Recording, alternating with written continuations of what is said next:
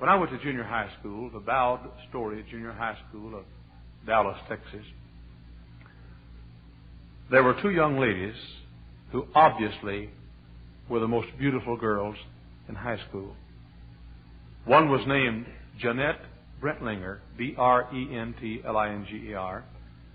The other was named Bobby Brentlinger. They're very striking young ladies, strikingly beautiful. They attended also, though I did not know them, they did attend later the church where I was licensed and ordained, called to preach. I did not know these young ladies. I did not know their family. I just knew they were very striking, beautiful young girls. The kind of young ladies that anyone would notice as being lovely.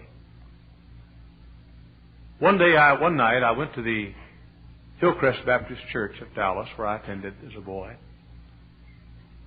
to a brotherhood meeting. Now, any of you folks that have Southern Baptist backgrounds know what a brotherhood is. They have the brotherhood for the men, and all these letters, the WMU and the RA and the GA and the WPA and the NRA and so forth. All of these are Southern Baptist groups. But I went to the brotherhood meeting. At that particular night, we had a testimony meeting. A man stood up right in front of me. He gave his name and said, "My name is Brentlinger." I'll never forget it. I'll never forget it. He talked for 15 minutes and told a story that is most impressive and unusual. When he gave his name, immediately I knew that he was the father of Jeanette and Bobby, because I knew that the name was unusual enough, and our neighborhood was not most everybody knew everybody else, and I knew who he was. He said, "God gave me, or gave to me and my wife, 3 lovely young girls." He said, "When my oldest girl was born, I was not serving God, though I was a Christian. I never took her to Sunday school. I never took her to church. I stayed at home. She went to Sunday school. I never went with her. Time and time again, she'd come and say, 'Daddy, please go to Sunday school with me.'" All this he was telling to a great crowd of men. I'm guessing 300 or 400 men. He said, "I never took her. She wanted me to. She begged me to. She became a junior girl, went to Sunday school by herself. I never went. I was a Christian, but I never went. I shirked my responsibility as a father and as a leader of my family. I did not go to church." She became a teenage girl. Soon, she drifted away from church. And before long, she was in the wrong crowd. One night, she was out till late at night. It was cold. The car was not heated properly. Went on to tell how that she was taken ill. She came home. She wasn't well. The doctor came. Back in those days, doctors made house calls. The doctor came to the house. He examined her and said, "Your daughter has pneumonia." Now, in those days, we didn't have penicillin or miracle drugs. Pneumonia in those days meant you probably will die. How many recall those days when pneumonia was, oh my, it was like cancer is today. First had pneumonia, it was just, well, you just thought maybe a 50-50 chance to live. And he said, "I came to my daughter's bedside. She got worse and worse. And one night the doctor came to our home and looked in the face of my 17-year-old daughter, a beautiful girl." And he did have beautiful girls. And he kept on talking, but this time his lips began to quiver and tears began to stream down his cheeks. And he said, "Men, my daughter said, 'Daddy, could I say a few words to you?' And I'll tell you, doctor, I'm dying, and I know it." And that big, strong man, tell you who he reminds me of. Reminds me a great deal of Mr. Rossman in our church. A lot of hair and beautiful hair and graying temples and distinguished-looking man. And this man began to tremble. And he said, "Men, my daughter said, 'Daddy, I want to talk to you.' She said, Doctor, I know I'm dying. I know, Daddy, I'm dying. I'm dying now. But she said, Daddy, I'm going to hell, and I know it, and it's your fault. Daddy, I used to go to Sunday school, and I begged you to go, but you wouldn't go. You gave me a good home. You gave me all the food I needed to eat and the nicest clothes I could wear. And you worked hard, Daddy, and you taught me how to live. But, Daddy, I'm dying now, and I don't know how to die. I begged you. I begged you, Daddy. I begged you to take me. I begged you to go with me. You wouldn't go. You made a living for me, but I'm dying, and I'm going to hell. And she was gone.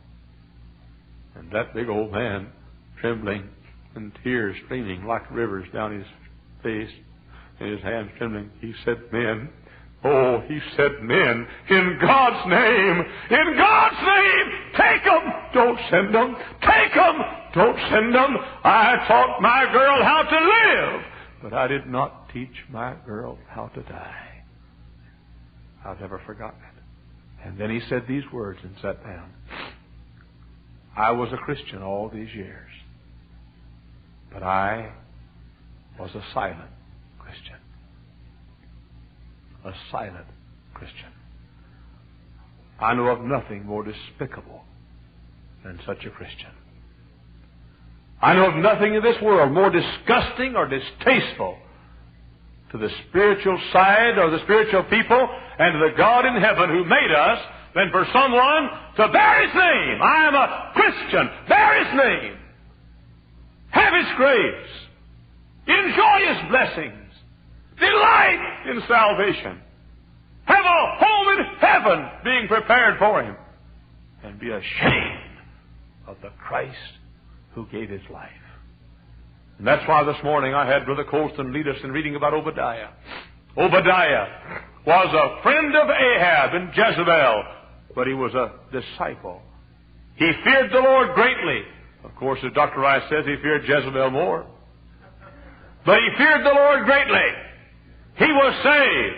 He was a God-fearing man, except he was unwilling to stand up in the house of Ahab and say, I belong to God. I believe the Bible. I take my stand with God's people. I am one of His own. Oh, yes, I'm one of His own. A child He'll never disown. I'm His. He's mine. I'm going to heaven. I'm going to take my stand. Yes, he was a Christian. But he was afraid, and he committed the sin of silence. A silent Christian. Oh, one time he took 100 prophets. Jezebel was persecuting the prophets, and he took 100 prophets and divided them into 2 camps of 50 each and hid them in a cave and fed them on bread and water. Well, isn't that wonderful? Bread and water. Here's a man who worked for the king. Here's a man who had position, a man who had authority.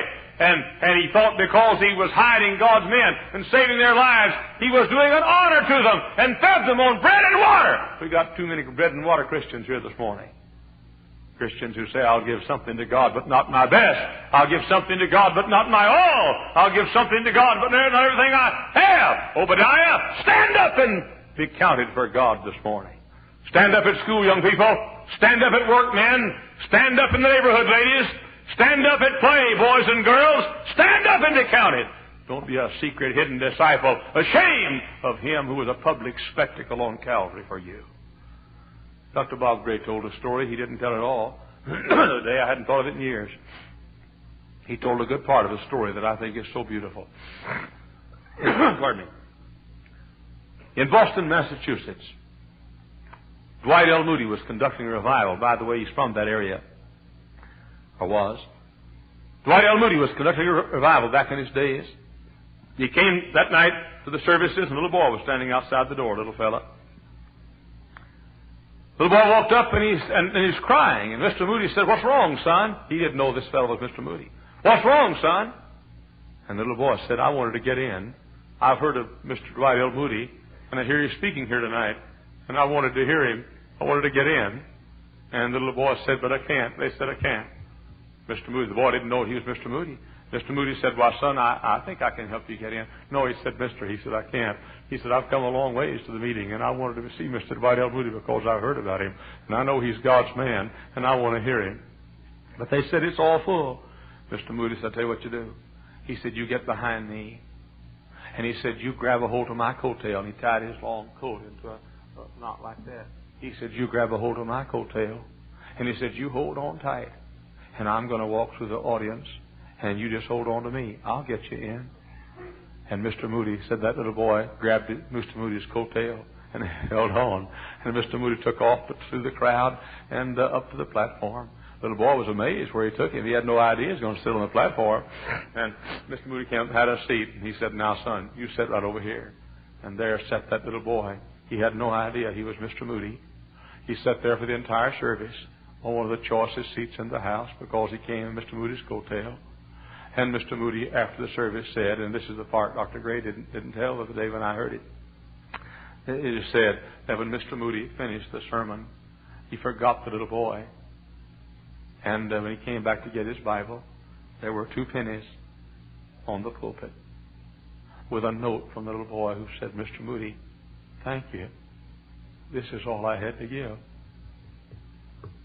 Did you know that's the way I got to God? That's the way I'm going to heaven, on Jesus' coattail. And all that's good and all that I have and all that I ever will have and all that I am, it's because of Jesus. The house was full, but Jesus said, I'll get you in. That's why I want to give him everything I have. If I got 2 cents, I want him to have 2 cents. If I've got $2 million, I want him to have $1 million of it. I'll take the other $1 million. But I want him to have the $2 million. All I have, I want to be to him. I don't want to be like Obadiah in this old sin-cursed world. Listen, the only people who are ashamed are Christians. Only folks that are ashamed. Look at the dirty Playboy magazine crowd. They put their magazines right on the front. Look at the hippie crowd. They have their riots and revolution and chant and meet and have great mass meetings, and they pass out their literature. Look at the communist crowd. They print the literature and stand for what they believe and stand unashamedly. Look at the Jehovah's Witnesses passing out their literature. Look at the men in airports, the Buddhists and so forth, passing out the literature. Look at young men shaving their heads for false teaching and false doctrine. The only crowd in the world that's ashamed of their theology and philosophy is the crowd redeemed by the blood of Jesus. We ought to stand on the housetops and let everybody know we stand for Jesus Christ. Obadiah, stand up and speak up. Obadiah, feed those preachers on something besides bread and water. Obadiah, let the crowd know whose side you're on. Obadiah, rise and shine for Jesus Christ. Don't commit the sin of silence. This morning I got a letter under my door. And by the way, when you knock on the door before the service, I simply can't answer always because